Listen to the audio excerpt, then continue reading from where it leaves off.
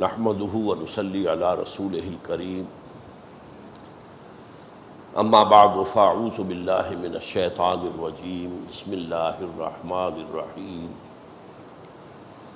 والتین والزیتون وطور سینین وهذا البلد الامین لقد خلقنا الانسان في احسن تقویم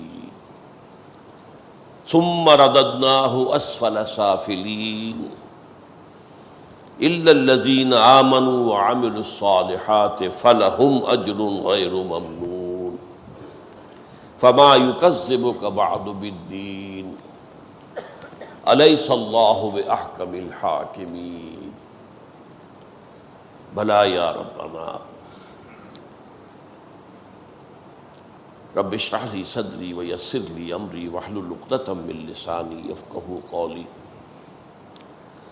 اللہم ربنا الہمنا رشدنا واعذنا من شرور انفسنا اللہم ارنا الحق حقا وارزقنا اتباعہ وارنا الباطل باطلا وارزقنا اجتنابہ آمین یا رب العالمین۔ میں نے اپنی کئی تقاریر میں ایک بات واضح کرنے کی کوشش کی کہ یہ جو مادہ پرستی کا دور ہے اس کا نتیجہ یہ نکلا ہے انسانی فکر میں، فلسفے میں، نظریات میں، کہ رفتہ رفتہ انسان نے یہ نقطہ نظر قبول کر لیا کہ اصل قابل توجہ چیزیں وہ ہیں جو ہمارے حواس خمسہ کی زد میں ہیں، جنہیں آنکھ دیکھ سکے، ننگی آنکھ نہ دیکھ سکے تو ٹیلیسکوپ سے دیکھ سکے۔ دیکھنے والی تو آنکھ ہی ہوتی ہے نا، ٹیلیسکوپ تو نہیں ہوتی۔ چھوٹی چیز کو مائکروسکوپ سے دیکھ سکے، سن سکے، چکھ سکے، چھو سکے۔ یہ جو حواس خمسہ ہیں یہ مادیات کے عالم کے اندر ظاہر بات ہے یہی ذرائع معلومات ہیں ہمارے پاس۔ مذہب جن چیزوں کو سب سے بڑھ کر اہمیت دیتا ہے وہ اس عالم مادیات کی چیزیں ہیں ہی نہیں۔ سب سے پہلے اللہ پر ایمان، تو اللہ تعالیٰ کو مادی حقیقت تو نہیں،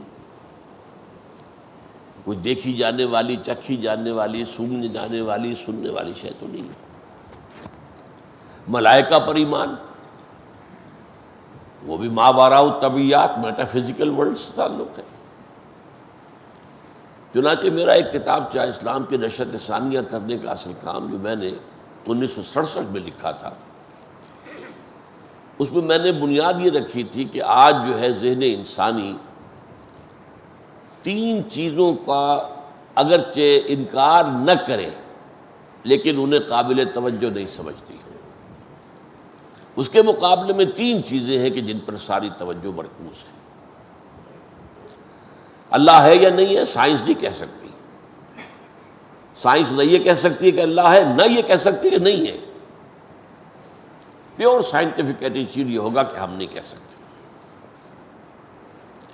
اس کے مقابلے میں کائنات یہ تو ہے نا، یہ تو حقیقت ہے، بڑی ٹھوس حقیقت ہے، اس کا مطالعہ کرو، اسے دیکھو، اسے سمجھو، اس کے قوانین جو ہیں دریافت کرو، اس میں چھپی ہوئی خوابیدہ قوتیں ہیں ان کو دریافت کرو، انہیں استعمال کرو۔ اسی طرح آخرت کی زندگی کیا پتہ ہے کہ نہیں ہے، ہو سکتا ہے ہو سکتا ہے نہ ہو۔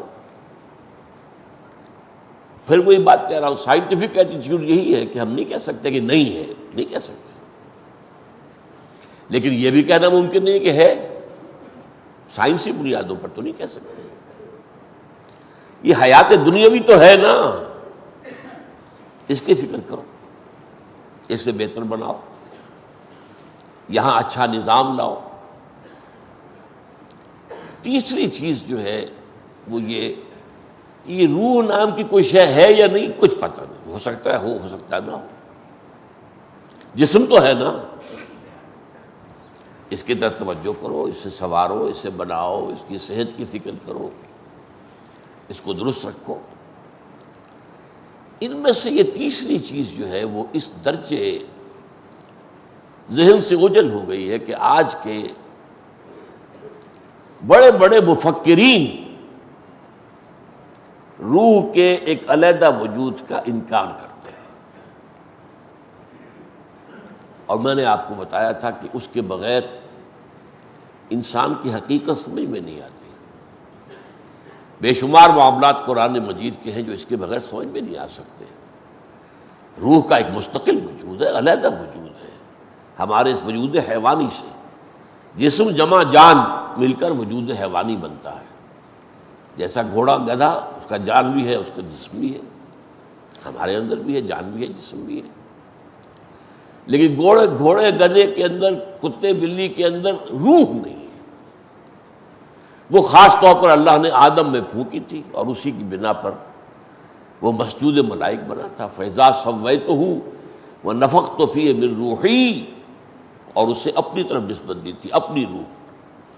فَقَعُوا لَهُ سَاجِدِينَ، جب میں اسے تیار کر لوں اور اس میں اپنی روح میں سے پھونک دوں تو گر پڑنا اس کے سامنے سجدے۔ یہ روح جو ہے یہ بہت پہلے تخلیق پائی تھی، جسے قرآن اول مرہ کہتا ہے۔ انسان کی تخلیق دو مراحل میں ہوئی ہے۔ روحانی تخلیق بہت پہلے ہوئی تھی، اور اس کے بعد مادی تخلیق، یہ مادی کائنات وجود میں آئی، پھر اس میں لمبا سفر ہے، اس کے بعد حیوانات کا وجود ہوا اس زمین پر، پھر انسان کا وجود ہوا۔ یہ جو ہے یہ تخلیق ثانی ہے،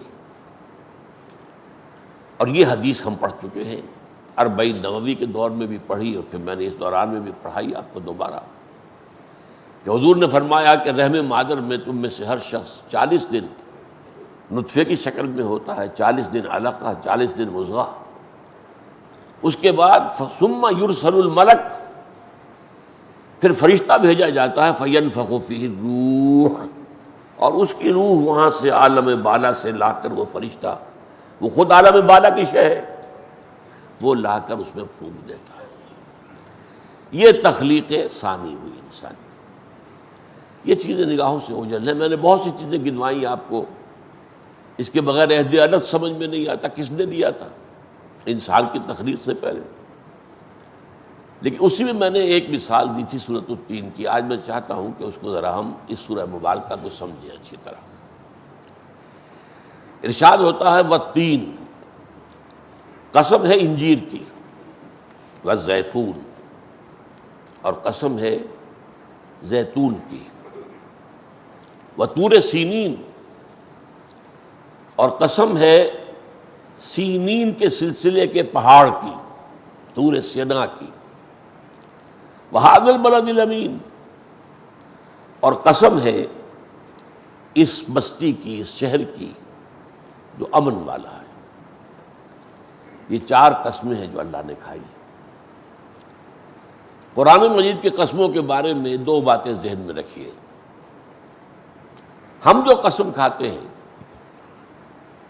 تو کس لیے ہوتی ہے؟ کوئی معاہدہ کرتے ہوئے یا کوئی خبر دیتے ہوئے، اللہ کو گواہ، اللہ کی قسم میں یہ کہہ رہا ہوں۔ تو انسان جب قسم کھاتا ہے تو کسی بزرگ ہستی کی کھائے گا نا، بڑی شے کی، اور سب سے بڑی ہستی اللہ کی قسم کھاتے ہیں۔ اور اس میں یا تو گواہی پیش نظر ہوتی ہے یا اپنے صداقت کا لیے ایک گواہی، اللہ گواہ ہے، اللہ گواہ ہے بھائی میں کہہ رہا ہوں تم سے، یہ آپ نے اللہ گواہ ہے نہیں کہا، واللہ کہہ دیا، اللہ کی قسم ہے۔ لیکن قرآن میں اللہ جو قسمیں کھاتا ہے تو اللہ سے بڑی شے تو کوئی نہیں ہے، لہذا اللہ کی قسموں میں کوئی عظمت کا پہلو نہیں ہوتا، کوئی خاص اس کی اپنی ذات کا پہلو جو ہے کہ اس کے اندر عظمت ہے وہ نہیں ہوتی، صرف گواہی ہوتی ہے۔ گواہ ہے انجیر، اور گواہ ہے زیتون، اور گواہ ہے طور سینا، اور گواہ ہے یہ شہر جو امن والا ہے۔ اچھا، یہ جو دوسری بات قسموں کے بارے میں جاننے کی ہے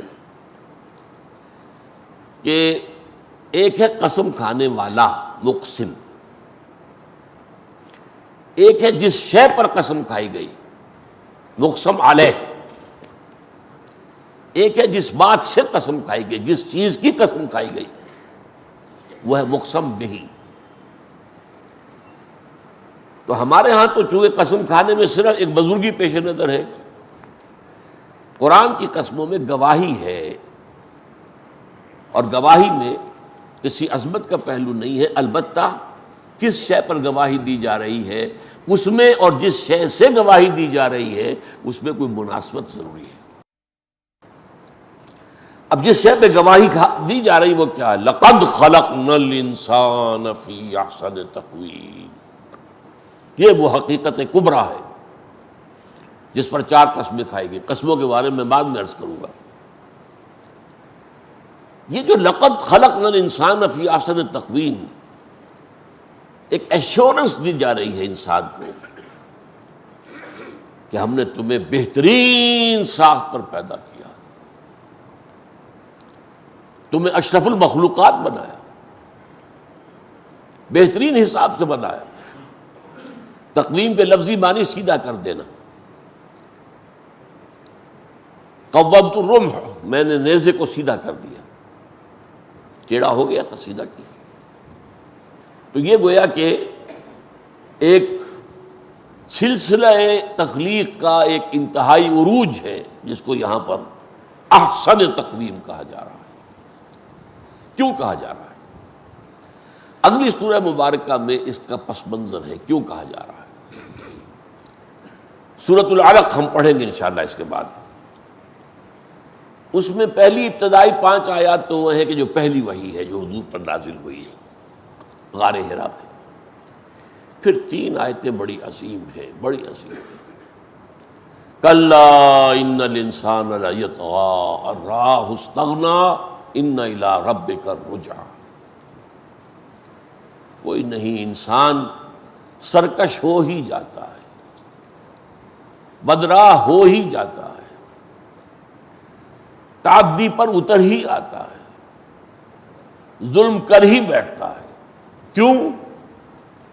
اس لیے کہ پاتا ہے اپنے آپ کو کہ مجھے بدلہ نہیں مل رہا، کوئی سزا نہیں مل رہی، مستغنی پاتا ہے۔ کلا ان الانسان لیطغی ان رآہ استغنی، میں نے جھوٹ بولا، میری زبان پر کوئی آبلہ بھی نہیں پڑا، میں نے یتیم کا مال ہڑپ کیا، میرے پیٹ میں کوئی خرابی نہیں ہوئی، مجھے کوئی کینسر نہیں ہوا۔ تو چونکہ کوئی پکڑ نہیں آتی تو وہ بڑھتا چلا جاتا۔ اچھا، اب یہ اصل میں کیا ہے؟ یہ ایک حساس انسان جب مشاہدہ کرتا ہے کہ انسان کس قدر پستی میں ہے، کیسی چھوٹی چھوٹی باتوں پر جھگڑتا ہے، لڑتا ہے، اور لڑتا جھگڑتا ہے، خون کرتا ہے ایک دوسرے کی، کتنی حقیر سی خواہشات کے پیچھے اپنی جان ہلکان کرتا ہے۔ یہ انسان، یہ پستی کا مکی۔ جواب شکوہ میں علامہ اقبال نے یہ الفاظ استعمال کیے، شوخ و گستاخ ہے یہ پستی کا مکی۔ یہ جو پستی کا رہنے والا آدم ہے یہ تو بہت شوخ ہے، گستاخ ہے۔ یہ کیوں ہو جاتا ہے؟ اب دیکھیے، یہ اصل میں جو غار حرا میں حضور کا غور و فکر تھا اس میں یہ چیزیں شامل تھیں۔ انسان پستی میں ہے، انسان ظلم کرتا ہے، انسان تعدی کرتا ہے، چوری کرتا ہے، جھوٹ بولتا ہے، تہمتیں لگاتا ہے، غیبتیں کرتا ہے، یہ انسان، یہ تو پست ہی ہے۔ اور آج اگر آپ سائیکالوجی جو جدید ہے اس کا مطالعہ کریں تو سب میں قدر مشترک یہ ہے کہ انسان کے اصل محرکات عمل بہت گھٹیا ہیں۔ یا تو سیکس ہے، بس فرائڈ کے نزدیک وہی ہے، سیکس ہی سیکس ہے، جنس ہی جنس ہے، شہوت ہی شہوت ہے، یا حب جاہ، ارج ٹو ڈومینیٹ، یہ یہ ساری بھاگ دوڑ جو سیاستدان کر رہے ہوتے ہیں، خیر ایک بڑے پیمانے پر تو نظر آتی ہے، ہر آبادی میں ہے کوئی جو اپنا سکہ جما کے رکھنا چاہتا ہے، ہر ادارے کے اندر ہے کوئی شخص چاہتا ہے کہ ساری اتھارٹی میرے ہاتھ میں ہو۔ یہ ہے انسان کی جو ہے اصل خواہشات، یہ ہے اصل جو اس کی موٹیویٹنگ فورسز ہیں وہ یہ ہیں۔ کوئی عظمت انسان کی جدید سائیکالوجی میں تو ہے ہی نہیں۔ اول تو ڈارون نے انسان کو نرا حیوان قرار دے دیا، جب ہے ہی نرا حیوان کوئی اور عظمت ہے ہی نہیں اس میں۔ جب روح سے آنکھیں بند کی تو انسان تو حیوان ہی رہ گیا نا، پھر جب روح ہے ہی نہیں اس میں۔ تو اتنا ہی فرق ہے گوریلا اور شمپنزی میں اور انسان میں جتنا گدھے اور گھوڑے میں۔ اب اس کا علاج کیا ہے؟ وہ حضور کو بتایا گیا، کلا ان الانسان لیطغی ان رآہ استغنی ان الی ربک الرجعی، لیکن آپ کے رب کی طرف لوٹ کر جانا ہے۔ یہ بات اگر پیش نظر رہے کہ یہاں پکڑ نہیں ہو رہی وہاں ہوگی، یہاں بدلہ نہیں ملا وہاں ملے گا، یہاں سزا نہیں ملی وہاں ملے گی۔ یہ احساس، یہ یقین، یہ علم اگر انسان میں پیدا ہو جائے تو ظلم نہیں کرے گا، زیادتی نہیں کرے گا، تعدی نہیں کرے گا، کسی کے احساسات کو مجروح نہیں کرے گا، کسی کی عزت نفس کو ٹھیس نہیں پہنچائے گا، کسی کا دل نہیں توڑے گا، اس لیے کہ اسے یقین ہے کہ پھر سارا معاملہ جزا و سزا کا ہے۔ یہ ہے جس کے بعد میں جو بات آ رہی ہے کہ ہم نے پیدا تو کیا تھا انسان کو بہت اونچے مقام پر۔ اس کا ثبوت کیا ہے؟ یہ 4 قسمیں اس کا ثبوت ہے۔ یہاں اصل میں ان 4 قسموں سے مقامات مراد ہیں۔ 2 تو واضح ہے، طور سینین تو ایک مقام ہے، پہاڑ ہے، پہاڑوں کے سلسلے میں ایک چوٹی ہے، کوہ طور ایک چوٹی ہے اس کے اندر، سینین اس لیے جمع کا لفظ آیا ہے۔ تو طور سینا بھی کہا گیا ہے سورہ مومنون میں۔ ہم عام طور پر جزیرہ نمائے سینا، دی سینائی پیننسولا، اسی طرح بلد الامین یہ بھی ایک مقام ہے۔ اور ان 2 ابتدائی قسموں کے اندر بھی مقامات مراد ہیں۔ کوہ تین سے مراد ہے کوہ جودی، جہاں حضرت نوح علیہ السلام کی کشتی جا کر ٹکی تھی۔ وہاں پر انجیر کی پیداوار بہت تھی، انجیر کے درخت بہت تھے، اور یہ عربوں کا قاعدہ ہے، کسی مقام پر کوئی شے ہے اس کے حوالے سے اس شے کا نام پڑ جاتا۔ نخلا، اب نخل ایک ایسی جگہ جہاں پر کہ کھجوروں کے درخت ہیں، نخلا شہر ہے، بستی ہے، وادی نخلا۔ تو اس حوالے سے یہاں حوالہ جو دیا جا رہا ہے زیتون، کوہ زیتون، ماؤنٹ آلیو، انجیل میں تو اس کا نام ہی آیا ماؤنٹ آلیو، جس پر حضرت مسیح نے، میں سمجھتا ہوں تاریخ انسانی کا عظیم ترین وعظ کہا تھا، سرمن آف دی ماؤنٹ۔ کبھی پڑھیں اس سے ضرور۔ بعض لوگوں کو مغالطہ ہو گیا ہے کہ ہمیں شاید یہ سابق کتابیں پڑھنے سے روکا گیا، نہیں، ایسی بات نہیں ہے، یہ بھی اللہ کی کتابیں تھیں، ان کے اندر حق ہے، روشنی ہے، نور ہے۔ اس سے بڑا اور کیا ثبوت ہوگا؟ قرآن کہتا ہے انا انزلنا التوراۃ فیہا ھدی و نور، ہم نے تورات نازل کی تھی، اس میں ہدایت بھی ہے، نور بھی ہے۔ پھر انجیل نازل کی فیہا ھدی و نور۔ لیکن میں سمجھتا ہوں کہ دی سرمن آف دی ماؤنٹ، پہاڑی کا وعظ، اگر متی کی انجیل آپ کو مل جائے چھوٹی سی، اس میں آپ پڑھیے، واقعہ یہ میرے نزدیک تاریخ انسانی کا عظیم ترین وعظ وہ ہے۔ حضور کے مواعظ ہمارے پاس ہے نہیں۔ اول تو یہ کہ حضور وعظ کہتے نہیں تھے، جہاں جاتے تھے قرآن پڑھ کے سناتے تھے، قرآن سے بڑا وعظ تو کوئی نہیں ہے نا۔ یتلو علیہم آیات، یتلو علیہم آیات، یتلو علیہم آیات۔ پھر خطبے جو دیتے تھے آپ بہت مختصر دیتے تھے، جمعے کا عیدین کا خطبہ مختصر ہوتا تھا، لمبا نہیں ہوتا تھا۔ لیکن یہ کہ عظیم واقعتاً یہ جو ہے تو کوہ زیتون، کوہ جودی اور یہ طور سینا وہ ہے جہاں حضرت موسیٰ علیہ السلام کو تورات عطا ہوئی، اور بلد الامین مکہ ہے جہاں محمد ہیں صلی اللہ علیہ وسلم۔ جب یہ اتر رہی ہے صورت تو ہے، میں نے کہا ہے نا، ورنہ یہ کہ اس وقت کے اعتبار سے تو تھے کہیں گے، وہیں پیدا ہوئے ہیں، وہیں پہلے 40 برس زندگی گزرے ہیں، پھر اس کے بعد 12 برس اور گزرے ہیں۔ بھادل البلد الامین۔ دیکھو اگر تم دیکھ رہے ہو کہ انسان پستی میں ہے تو ہمارے ان 4 بندوں کے بارے میں تمہارا کیا خیال ہے؟ کیا وہ انسان نہیں تھے؟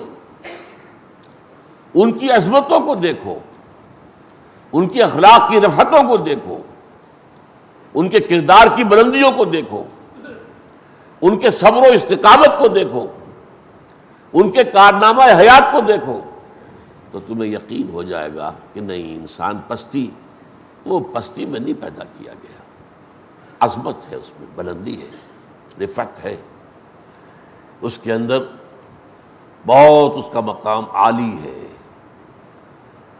وَالتِّینِ وَالزَّیتُونِ وَطُورِ سِینِینَ وَھَٰذَا الْبَلَدِ الْأَمِینِ۔ دیکھو ہمارے بندے نوح کو، دیکھو ہمارے بندے عیسیٰ کو، دیکھو ہمارے بندے موسیٰ کو، دیکھو ہمارے بندے محمد کو جو تمہارے سامنے ہے صلی اللہ علیہ وسلم علیہ والسلام۔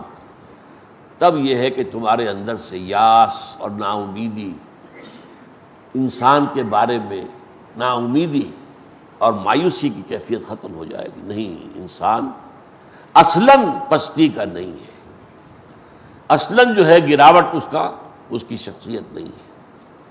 لَقَدْ خَلَقْنَا الْإِنسَانَ فِي أَحْسَنِ تَقْوِيمٍ، یہ لام بھی آ رہا ہے تاکید کے لیے، قد آتا ہے وہ بھی آتا ہے کسی شے کی یقین بنانے کے لیے۔ جیسے کہتے ہیں کہ ضربا، اس نے مارا، قد ضربا، وہ مار چکا ہے، یہ جو ہے مفعول مطلق، قد ضربا، مار چکا ہے، اسے ماضی قریب بھی کہتے ہیں، لیکن یہ پریزنٹ پرفیکٹ ٹینس کا مفہوم دے گا انگریزی میں۔ قد، لقد خلقنا الانسان فی احسن تقویم، ہم نے تو انسان کو بہترین ساخت پر پیدا کیا۔ ثم رددناہ اسفل سافلین، پھر یہ بھی واقعہ ہے کہ ہم نے اسے لوٹا دیا نیچے والوں میں سب سے نیچے۔ اب یہ سوال پیدا ہو رہا ہے کہ یہ تضاد انسان کے بارے میں کس معنی میں ہے، کیسے سمجھ میں آئے؟ احسن، اسفل، احسن سب سے حسین، سب سے اعلیٰ، سب سے عمدہ، سپرلیٹو ڈگری ہے۔ اسفل، سب سے نیچے، سب سے نیچے، سب سے نیچے، کیا وجہ ہے؟ دیکھیے اس کی واحد توجہ کیا ہے؟ اولین تخلیق ہماری احسن تھی، ارواح تھی ہماری، وہ تو ملائکہ کے ہم پلہ نہیں، ملائکہ کے مسجود، لیکن پھر ہماری روح کو لا کر جہاں ڈالا گیا ہے، انسان کا وہ جنین جو ہے ماں کے پیٹ میں، انسان اس اعتبار سے، اپنی تخلیق کے اعتبار سے، تخلیق ثانی کے اعتبار سے نیچوں میں سب سے نیچے ہے۔ کیوں؟ جو صاحب شعور اور صاحب ارادہ شخصیت اللہ نے پیدا کی ہیں، ان میں سب سے اوپر فرشتے ہیں، پھر جنات ہیں، انسان سے تو اعلیٰ وہ بھی ہے۔ اسی لیے کہا تھا جن نے کہ میں کیسے سجدہ کروں، تو نے اس کو پیدا کیا مٹی سے، مجھے پیدا کیا، خلقتنی من نار وخلقتہ من طین، اسے پیدا کیا ہے مٹی سے، مجھے پیدا کیا آگ سے، میں انا خیر منہ، میں اس سے بہتر ہوں۔ اس کی نگاہ میں وہ روح موجود نہیں تھی، وہ انسان کے صرف جسد کو دیکھ رہا تھا، اور جسد کے اعتبار سے انسان یقیناً فرشتوں سے بھی بہت نیچے، جنات سے بھی بہت نیچے۔ جنات آپ کو معلوم ہے پوری، میرے خیال میں یہ پورا سولر جو سسٹم ہے وہ پورا جو ہے جنات کی زد میں ہے، سمائے دنیا تک پہنچ جاتے ہیں، پہلے آسمان تک پہنچتے ہیں، اور وہاں سے فرشتوں کی سرگوشیاں سنتے ہیں، اور سن کے ادھر ادھر کچھ خبریں لا کر کاہنوں کو سناتے ہیں، اور دھندا چلتا ہے ان کا کاہنوں کا دنیا میں۔ قرآن مجید میں اس کا پورا تذکرہ موجود ہے۔ تو انسان تو بہت نیچے چلا گیا نا، بہت نیچے گیا انسان اپنی تخلیق کے اعتبار سے۔ خلقت جو زمین میں اس کی تخلیق ہوئی ہے اس میں اس نیچوں میں سب سے نیچا۔ ویسے بھی آپ دیکھیے انسان کا بچہ کمزور ترین شے ہوتی ہے دنیا میں۔ بکری کا بچہ ابھی پیدا ہوا اور تھوڑی دیر تو اس کی ٹانگیں لڑکھڑائیں گی اور فوراً کھڑا ہو گیا، چل پڑا۔ انڈے میں سے چوزا نکلا اور بھاگتا دوڑتا فوراً۔ تمام حیوانات کے معاملہ یہ ہے۔ ہاں پنوں کے بچے ذرا کمزور ہوتے ہیں لیکن وہ بھی چند دن کی بات ہوتی ہے۔ انسان کا بچہ نہ وہ کھڑا ہو سکے، نہ اسے بھوک کا پتہ، نہ اسے پیاس کا پتہ، رونا جانتا ہے صرف، اور نہ اسے کوئی بات کرنی آئے، نہ وہ کچھ بھی نہیں۔ کیسے اسے آپ تھوڑا تھوڑا کر کے سکھاتے ہیں، چلنا سکھاتے ہیں۔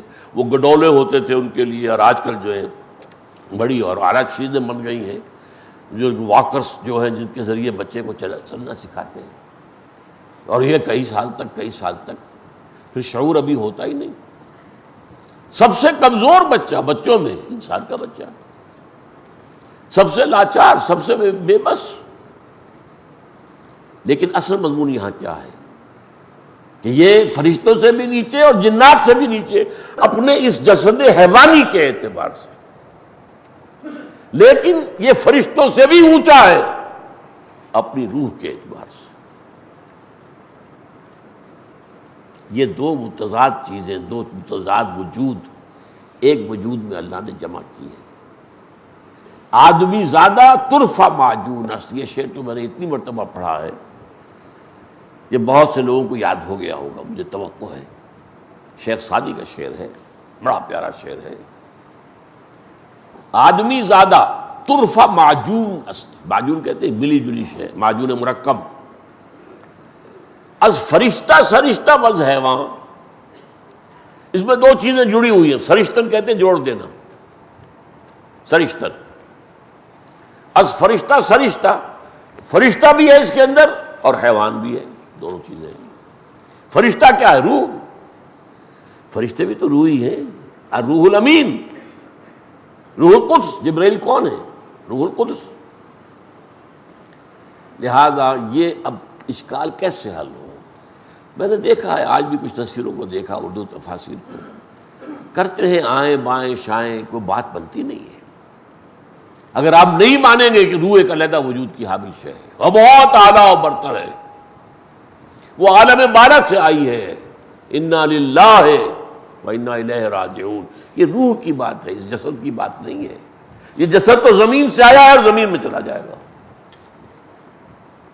یوں سمجھیے کہ یہ ایک آرک ہے بڑی، اور ایک چھوٹی سی آرک نیچے ہے۔ یہ زمین چھوٹی سی، اس کے اندر بنا نا ہمارا معاملہ جو بھی بنا ہے، انسان بنا ہے، پھر ہمارے رحم مادر میں بچہ بن رہا ہے، بہت چھوٹی سی چیز ہے، بہت گھٹیا، بہت نیچے، بہت نیچے، بہت نیچے۔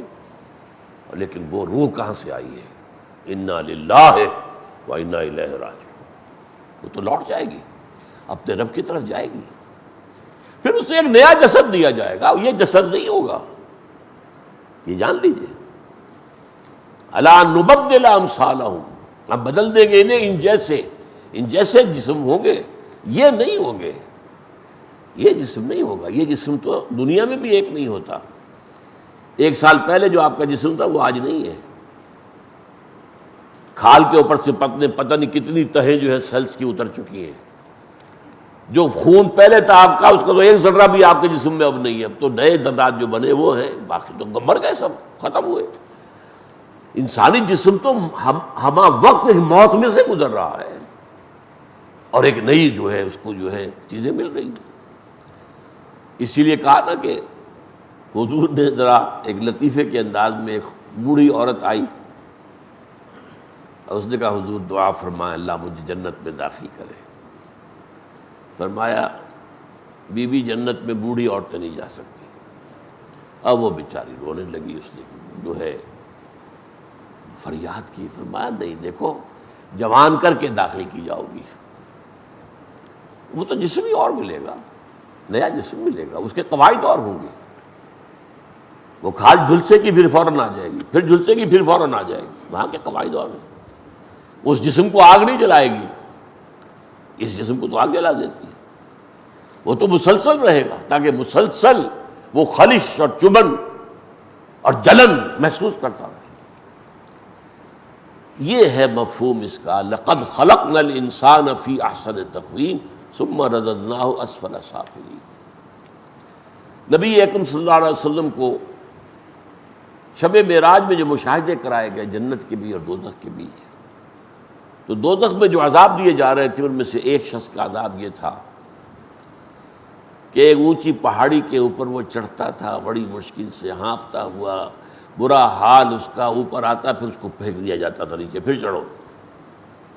اسی طرح معاملہ چل رہا تھا، اور اس کو کہا گیا ہے سورہ مدثر میں سأرہقہ صعودا، میں اسے چڑھواؤں گا چڑھائی۔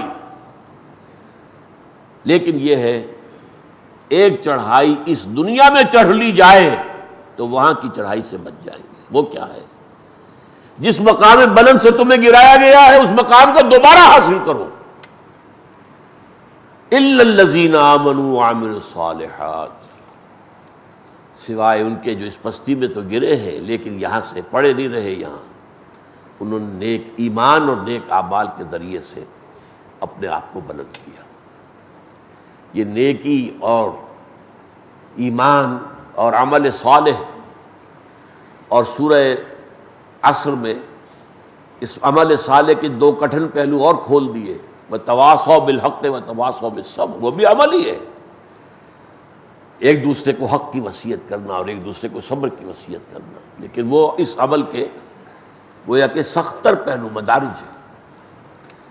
تو فرمایا کہ یہ جو ہے یہ چڑھائی اس دنیا میں چڑھو، ایمان، عمل صالح، جہاد فی سبیل اللہ، یہ چڑھائی چڑھو گے تو تم دوبارہ اپنے اسی مقام کو پالو گے، پھر اسی مقام پر تمہیں جنت میں داخل کر دیا جائے گا۔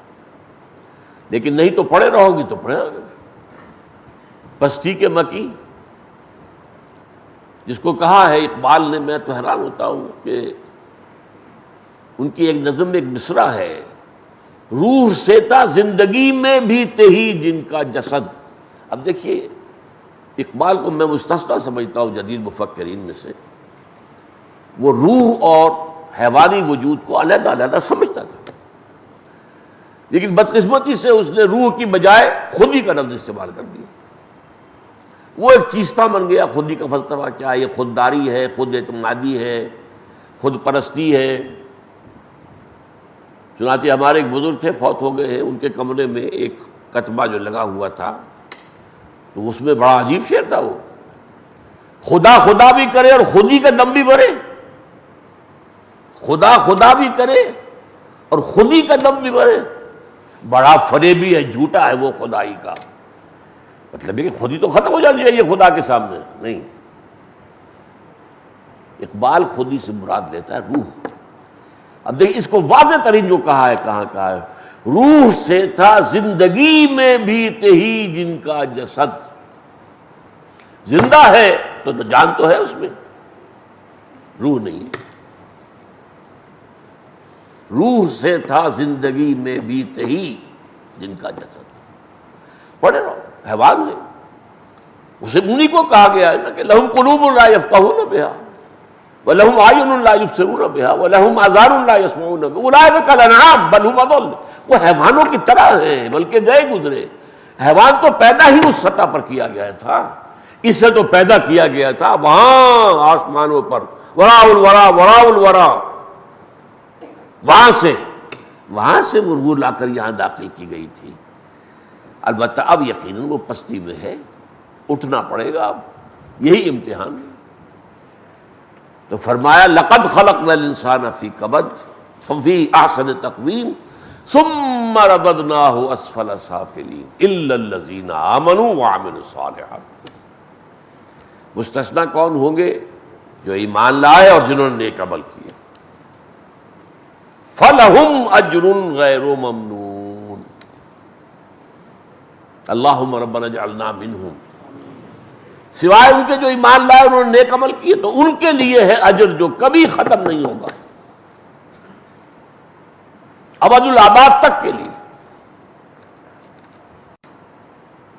لیکن اس کے بعد آخری بات کیا آ رہی ہے؟ اصل مضمون تو ختم ہوا، اس لیے کہ اپنے مشاہدے میں انسان دیکھتا ہے کہ انسان بہت پستی کا مکین ہے، بڑے گھٹیا اس کے محرکات عمل ہے، بڑا چہک چہک کر واز کہہ رہا ہے، اور دل میں کیا ہے؟ لوگ میرے گرویدہ ہو جائیں، لوگ میرے ہاتھ چومنے لگے، لوگ مجھے نذرانے پیش کریں، ہار پہنائیں، دل میں یہ ہے، واز بڑا اونچا کہہ رہا ہے۔ اسی طریقے سے کہنے کو کوئی شخص بنا پھرتا ہے خادم خلق ہے، اپنے اقتدار کے لیے ساری بھاگ دوڑ، الیکشن آنے والے ہیں، اب وہ نواب صاحب بھی نکلیں گے گھروں سے اور جائیں گے غریبوں کے محلوں میں، اور لتھڑے ہوئے اور جو گندے کپڑے پہنے بچے ہوں گے انہیں گود میں لیں گے، دکھانے کے لیے کہ ہم تو بڑے عوام کے اندر سے ہیں، عوام دوست ہیں، ہماری ساری جو ہے دلچسپی عوام سے۔ اندر کیا ہے؟ وہی جو میں نے کہا تھا، ایڈلر کا فلسفہ ہے یہ، حب تفوق، فوقیت، فوق ہو جانا، یہی ہے در حقیقت۔ پھر حب شہوت، یہی تو چیزیں ہیں، حب مال، تین چیزیں تو ہیں، اور کیا ہے؟ بڑا دینی ادارہ بنا رکھا ہے، اصل میں جائیداد بنائی ہوئی ہے، اصل میں اپنی چھوٹی سی حکومت بنائی ہوئی ہے، اس لیے امداد اور یہاں پر سے جو ہے مال آ رہا ہے دبا دب۔ تو انسان جب دیکھتا ہے تو انسان بہت گھٹیا شے ہے، بہت گھٹیا۔ نہیں نہیں نہیں، گھٹیا نہیں، یہ ہے اس صورت کا مرکزی مضمون، عمود۔ لقد خلقنا الانسان فی کبد، ہاں تمہارا مشاہدہ بھی ٹھیک ہے۔ اس کے بعد جب اس کو ہم نے گرایا تو نیچوں میں سب سے نیچے، اس میں جو کینہ ہوتا ہے وہ اونٹ میں نہیں ہوتا، اس میں جو درندگی ہوتی ہے وہ بھیڑیے میں نہیں ہوتی، اس کے اندر جب حسد پیدا ہوتا ہے، آپ کو معلوم ہے جب انسان کے اوپر قوم پرستی اور دوسروں کے دشمنی کا جب طوفان آتا ہے، دیوانگی ہوتی ہے، کیسے انسان ایک دودھ پیتے بچے کو اچھال کر اور برچھی کے اندر پلو لیتے ہیں، یہ ہوا ہے کہ نہیں؟ کیا کرتا ہے انسان؟ کوئی حیوان ایسا کرتا ہے؟ شیر ہے، اس نے وہ شکار کرتا ہے کھانے کے لیے، پیٹ بھرا ہو تو اس کے پاس سے گزر جاؤ وہ دیکھے گا بھائی، آگے نہیں کھولے گا، آرام سے پڑا، وہ اپنی ضرورت کے تحت۔ انسان اپنے انتقام کے لیے وہ کس طریقے سے قتل و خون اور غارت گری کرتا ہے، تو انسان بڑی گھٹیا ہے، اس میں کوئی شک نہیں۔ لیکن اس میں مستثنا ہے کون؟ الا الذین آمنوا وعملوا الصالحات فلہم اجر غیر ممنون، اللہم ربنا اجعلنا منہم، اللہم ربنا اجعلنا منہم، اللہم ربنا اجعلنا منہم۔ اب بات آ گئی وہ جو میں نے پہلے شروع میں بیان کی تھی، اصل کانٹے کی بات کیا ہے؟ فما یکذبک بعد بالدین الیس اللہ بأحکم الحاکمین، تو کیا شے تمہیں آمادہ کرتی ہے اس پر کہ تم جزا و سزا کا انکار کرتے ہو، آخرت کا انکار کرتے ہو؟ کس چیز پر، کس بنیاد پر؟ جب تمہیں نظر آ رہا ہے کہ کچھ اونچے بھی ہیں تو کچھ گھٹیا بھی ہے، اکثریت گھٹیوں کی ہے، لیکن کچھ نہ کچھ لوگ تو اونچے ہوتے ہیں۔ آخر معین الدین اجمیری بھی تو ایک انسان ہی تھا نا، شیخ علی حجویری بھی تو ایک انسان ہی تھا، انبیاء بھی تو انسان تھے نا، والتین والزیتون وطور سینین وہذا البلد الامین۔ یہ ثبوت ہے اس کا کہ انسان بہت اونچی شے ہے اپنی اصل کے اعتبار سے، اپنی خلقت تخلیق اولا کے اعتبار سے۔ تو پھر تمہیں کیا چیز ابھارتی ہے، کیا چیز آمادہ کرتی ہے کہ تم جزا و سزا کا انکار کرتے ہو؟ الیس اللہ بأحکم الحاکمین، کیا اللہ تمام حاکموں سے بڑا حاکم نہیں ہے؟ تو کس کوئی حاکم تم نے دیکھا ہے جو اپنے وفاداروں اور مجرموں کے درمیان فرق نہ کرتا ہو؟ افنجعل المسلمین کالمجرمین ما لکم کیف تحکمون، تو کیا ہم اپنے فرما برداروں کو اور مجرموں کو برابر کر دیں گے؟ اگر آخرت نہیں تو برابر ہو گئے، بلکہ نفع میں وہ رہے جنہوں نے یہاں ڈاکے ڈالے، جنہوں نے یہاں لوگوں پر وہ نفع میں رہے، عیش کر گئے، دنیا میں انہیں جو کچھ ملا ہے وہ تو فائدے میں رہے، تو خسارے میں تو وہ رہے کہ جنہوں نے یہاں سچ کے لیے مصیبت جھیلی ہے، دیانتداری کی وجہ سے، ایمانداری کی وجہ سے روکھی سوکھی پر گزارا کیا ہے، وہ تو گھاٹے میں رہے تھے۔ اسی لیے قرآن مجید میں کہا گیا ہے ہم لازماً پیدا کریں گے تمہیں دوبارہ۔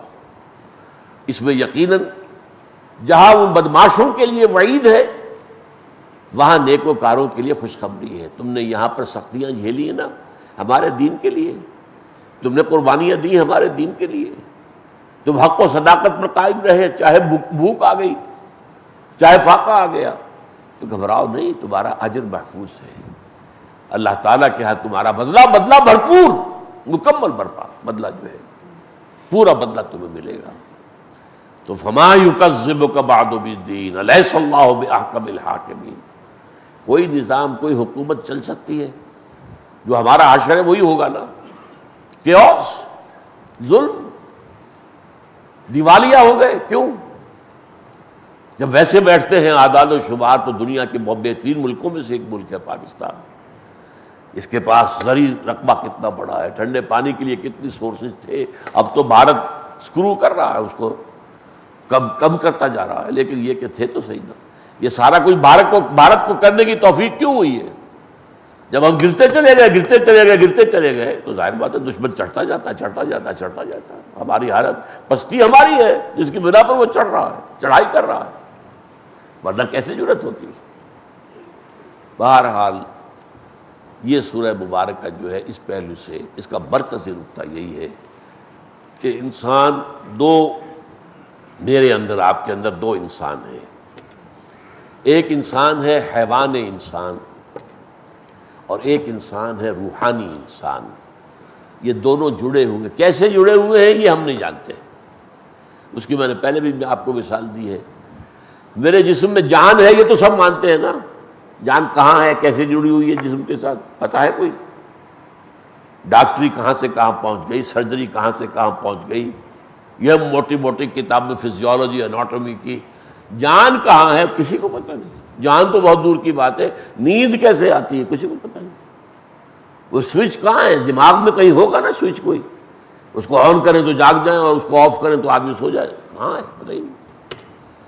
تو اصل حقائق کا تو ہمیں علم ہی نہیں ہے، اسی وجہ سے روح کو بھی نہیں جانتے، اور جب روح کو نہیں پہچانتے تو گویا کہ ہم مان لیتے کہ ہم نرے حیوان ہیں، پھر حیوانی سرشت، حیوانی جبلتیں، حیوانی محرکات عمل یہی رہ جائیں گے۔